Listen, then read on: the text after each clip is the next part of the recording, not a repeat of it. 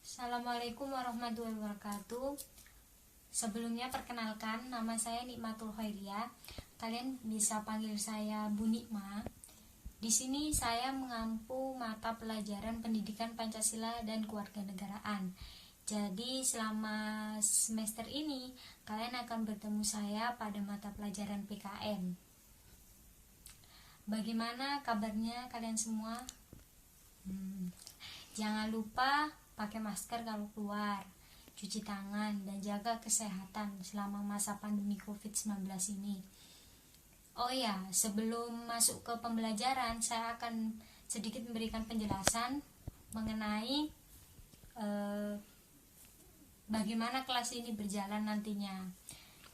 Jadi yang perlu dipahami adalah saya tidak hanya akan menilai kalian dari sudut pengerjaan tugas kalian, tapi bagaimana kalian bisa berpartisipasi dengan baik di kelas ini ke depannya.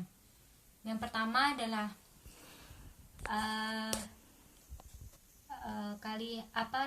di kelas ini adalah kelas yang demokratis. Yang artinya semua siswa berhak untuk memberikan pendapat dengan bebas. Jadi semakin aktif kalian, maka akan semakin saya lihat bagaimana kalian berpartisipasi dalam kelas ini. Yang kedua adalah nilai kejujuran. Jadi kalian harus mengembangkan nilai kejujuran masing-masing. Dari mana? Dari pengerjaan tugas. Kalian harus mampu mengerjakan tugas sendiri dan harus berani jujur bahwa itu adalah tugas dikerjakan sendiri. Jikalau saya sampai tahu bahwa itu adalah tugas dikerjakan oleh orang lain, maka nantinya nilai akan saya kurangi. Yang ketiga adalah nilai tanggung jawab.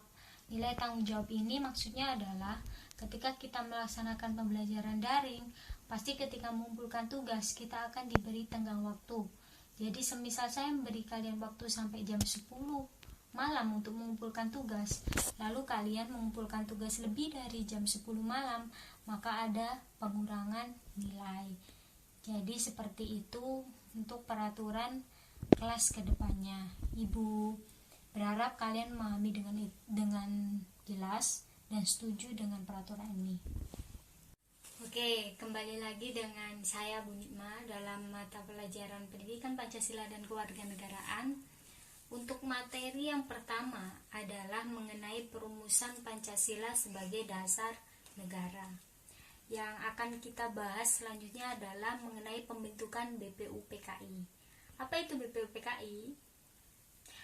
BPUPKI adalah kepanjangan dari Badan Penyidik Usaha-Usaha Persiapan Kemerdekaan Indonesia.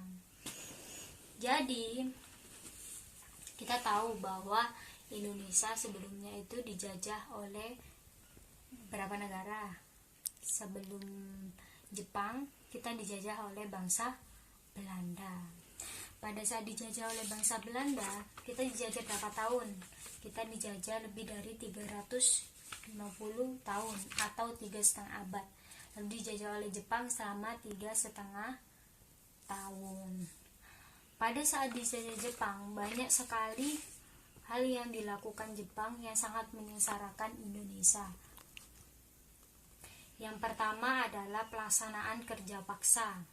Jadi pelaksanaan kerja paksa ini menyebabkan banyak sekali laki-laki dari Indonesia yang dipaksa untuk keluar negeri untuk melaksanakan pekerjaan dalam keadaan yang buruk. Jadi pada zaman itu banyak sekali orang-orang yang meninggal pada saat kerja paksa. Yang kedua adalah pengambilan paksa. Jadi pada zaman Jepang itu tadi, tentara Jepang itu banyak yang mengambil makanan, pakaian secara paksa dari warga Indonesia itu sendiri. Yang ketiga adalah perbudakan paksa. Perbudakan paksa itu menyebabkan perempuan-perempuan Indonesia banyak dipekerjakan secara paksa oleh tentara Jepang. Seperti itu. Jepang mulai menguasai Indonesia itu pada tanggal 8 Maret 1942. Kedatangan Jepang awalnya itu disambut baik oleh bangsa Indonesia, dan awalnya itu mengira bahwa Jepang itu akan membawa perubahan yang baik bagi bangsa Indonesia. Tapi ternyata Jepang itu hanya sama saja seperti Belanda yang ingin menguasai bangsa Indonesia. Pada awalnya Jepang mampu menguasai Indonesia, lalu lama-kelamaan sekutu yang terdiri dari Belanda, Inggris, dan Amerika berusaha untuk memukul balik Jepang. Akhirnya lama-kelamaan Jepang merasa terdesak, sehingga pada tanggal 1 Maret 1945 Jepang mengumumkan pembentukan Badan Penyelidik Usaha-Usaha Persiapan Kemerdekaan Indonesia (BPUPKI) yang dalam bahasa Jepang disebut Dokuretsu Zumbi Kosakai. Pada akhirnya pembentukan BPUPKI dilaksanakan pada tanggal 29 April 1945 bersamaan dengan hari ulang tahun Kaisar Jepang, yakni Kaisar Hirohito. BPUPKI ini dipimpin oleh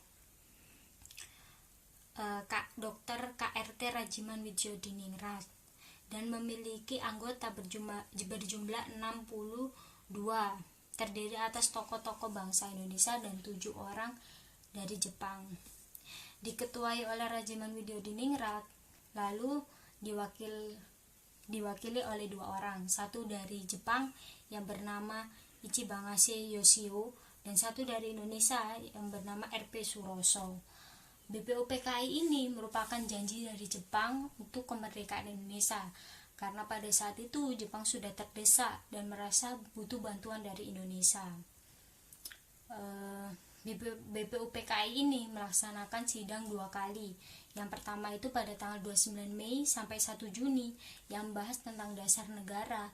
Yang kedua adalah pada tanggal 10 Juli sampai 17 Juli yang membahas mengenai Undang-Undang Dasar Negara Indonesia. Seperti itu.